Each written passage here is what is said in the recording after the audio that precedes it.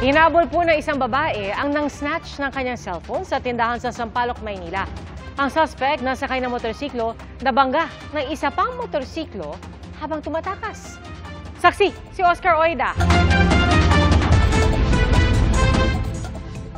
Tanghaling tapat at isang ordinaryong araw lang sana ito para kay Jeneline na nag-aasikaso ng kanyang tindahan sa Sampaloc, Maynila.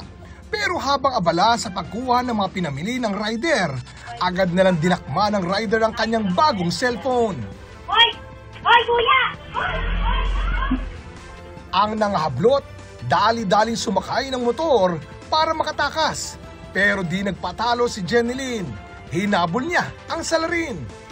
Dahil sa pagmamadali, sumalpok sa isang motor ang suspect. Dito na siya nalaglag, pati ang tinangay na cellphone. Kaya nabawi ito ni Jeneline. Nung patayo siya, kasi palapit na yung ibang mga tao, dumuko siya sa bag niya. Sabi niya, babariling ko kayo. Tumakbo na ako papunta rito. Nagtakbuhan kami.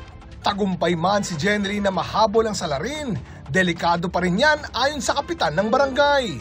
Sumigaw na lang sila baka para maalarma ba. Na kung sakasakali may ibang tao na pwedeng matulungan siya. Pero yung hahabol ka, mahirap nga baka mamay. Tama yung sabi niyo, boss. Diba kung may baril. Kaya palang ubod ng tulin si Jeneline, panay palang hakot niya ng medalya sa mga marathon. Pagtakbuhan, huwag siya sasakay ng motor, magpapaguran lang kami dalawa. Naiblatter na sa barangay, maging sa mga pulis, ang pangyayari at pinaghahanap pa rin ang salarin. Para sa GMA Integrated News, ako si Oscar Oida, ang inyong saksi.